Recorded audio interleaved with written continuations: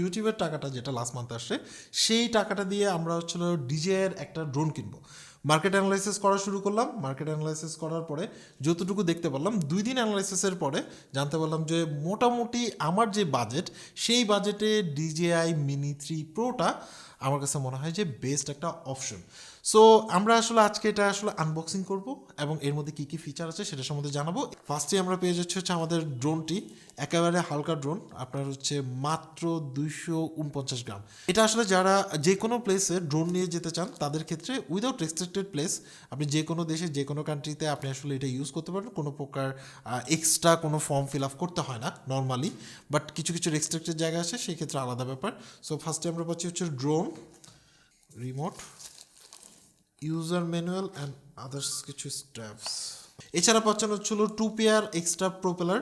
আপনার যদি প্রোপেলার নষ্ট হয়ে যায় তাহলে সেই ক্ষেত্রে এটা আপনি ইউজ করতে পারবেন। এছাড়া Type-C to Type-C cable and then হচ্ছিল স্ক্রুড্রাইভার। আপনার যদি ড্রোনটা মানে ড্রোনের প্রোপেলার নষ্ট হয়ে যায় তাহলে এটার মাধ্যমে এটাকে মানে সেট করে নিতে পারবেন। সো আমরা আসলে এবার ড্রোনটা খুলে দেখি।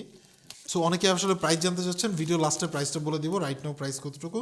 এই হচ্ছে আমাদের মেইন ড্রোন, একেবারে কম্প্যাক্ট। সো দেখতে পাচ্ছেন যে আমার পুরো হাতের মধ্যে চলে আসতেছে। আর একটু ভালোভাবে মনে হয় ডিজাইন করলে পকেটে নিয়েই চলে যাওয়া যাবে। আমি আসলে বেশি এক্সাইটেড হচ্ছিল এই রিমোটটা নিয়ে। রিমোটটা আমার কাছে অনেক বেশি কনভিনিয়েন্ট মনে হয়েছে। সো রিমোটের গ্রিপটা আসলে ভালো। এর আগে যেই মডেলগুলো ছিল সেই মডেলগুলোতে ফোন সেট করা বা রিমোটের ক্ষেত্রে দেখা গেছে যে ফোন সেট করতে হয়, অনেক ঝামেলা হয়, পেয়ারিংয়ের ক্ষেত্রে 1 থেকে 1.5 মিনিট সময় লেগে যায়।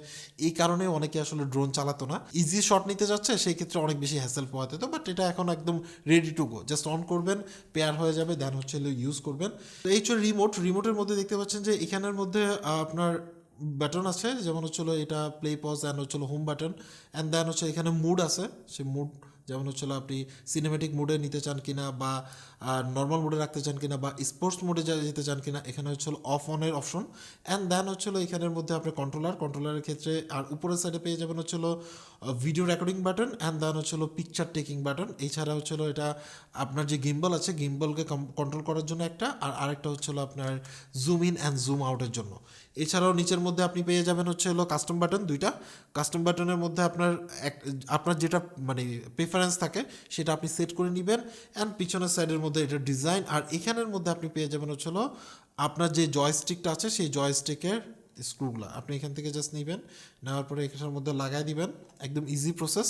এবং এই পাশ থেকে দুইটাই, এটা একটা সমস্যা যে এটা হারায় যেতে পারে। আমার কাছে মনে হয়েছে যে এটা যদি একেবারে এখানেই সেট করা যেত বা এখানে রাখা যেত তাহলে ভালো হতো, কারণ অনেক সময় দেখা যাবে যে আপনি কোনো পাহাড়ে টাহাড়ে সেট করতে গেছেন, হাত থেকে পড়ে গেছে, ছোটো জিনিস যেহেতু খুঁজে পাওয়াটা টাফ হবে। এটা একটা ড্রব্যাক বলা যায়। এছাড়া আপনি এটা পুরোটাই এখান থেকে কন্ট্রোল করতে পারবেন, আপ ডাউন অ্যান্ড আদার্স। এ হচ্ছে হলো আমাদের মেন ড্রোনটা। সো দেখতে পাচ্ছেন একেবারে লাইট ওয়েট। এত দামি একটা জিনিস এত মানে ওয়েটলেস, আমার কাছে মানে প্রথমে ধরে মনে হচ্ছে এত হালকা কেন, যাই হোক। সো এটা এখানের মধ্যে আপনি পাচ্ছেন হচ্ছে লেন্স ক্যাপ বা গিম্বল ক্যাপ, যেটা পুরো গিম্বলটাকে প্রোটেকশন করে। সো এখানের পিছনের মধ্যে দেখতে পাচ্ছেন এখানে চার্জিংয়ের ক্ষেত্রে কিছু ইনফরমেশন দেওয়া আছে। এখান থেকে চাপ দিয়ে ধরে আপনি ব্যাটারিটাকে টান দিয়ে বের করে ফেলতে পারবেন, ইজি প্রসেস। আর এটার সাথে যে মানে স্ট্যান্ডার্ড ব্যাটারি আছে সেটা থেকে অ্যারাউন্ড আমি যতটুকু শুনছি, আমি এখন পর্যন্ত ইউজ করিনি, যতটুকু শুনছি আপনি হচ্ছে 30 মিনিটস বা 28 মিনিটসের মতো ব্যাটারি ব্যাকআপ পাবেন স্ট্যান্ডার্ড, যেটা মানে আপনার হচ্ছে বডির সাথে আসতেছে সেটার ক্ষেত্রে। এছাড়াও আরও কিট পাওয়া যায়, সেগুলোর ক্ষেত্রে আমরা পরবর্তীতে আলোচনা করব। সো এটা অ্যান্ড দেন এখান থেকে আপনার হচ্ছে অপশন পেয়ে যাবেন, একটা হচ্ছে Type-C পোর্ট যেটার মাধ্যমে আপনি আসলে এটাকে চার্জ দিতে পারবেন অ্যান্ড দেন হচ্ছে মাইক্রোএসডি কার্ড। মাইক্রোএসডি কার্ড কেনার ক্ষেত্রে একটু সাবধানতা অবলম্বন করবেন, বিকজ অফ বাংলাদেশের প্রেক্ষাপটে আমি যেটা দেখলাম যে মার্কেটের মধ্যে উল্টাপাল্টা প্রাইসে অনেক ধরনের কার্ড পাওয়া যায়।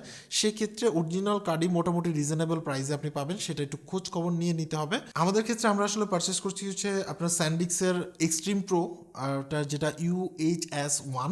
এই ক্ষেত্রে মেমোরি কার্ডের ক্ষেত্রে আমাদের প্রাইস নিচ্ছে হচ্ছে আপনার 5,800 টাকা।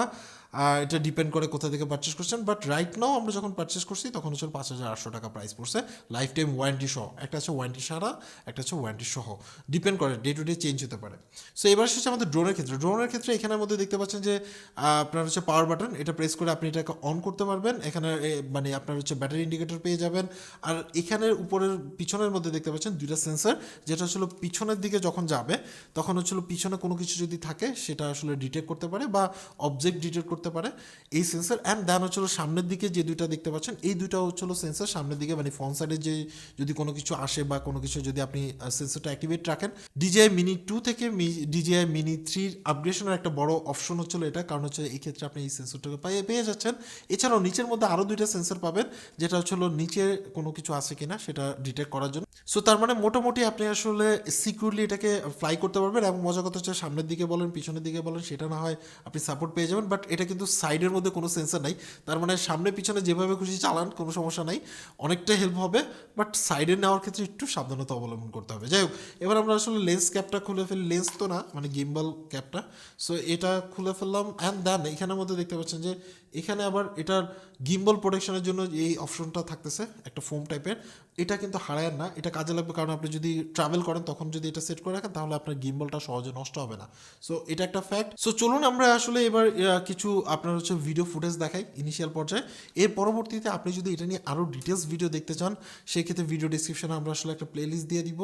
অ্যান্ড যেহেতু এটা আমরা নিজেদের জন্য পারচেস করা, সো সেই ক্ষেত্রে এটার পুরো A to Z ভিডিও আপনি আসলে পেয়ে যাবেন। কোনো প্রবলেম যদি ফেস করে থাকে সেটারও ভিডিও পাবেন, A to Z একটা আসলে আপনার এটার গাইডেন্স পেয়ে যাবেন।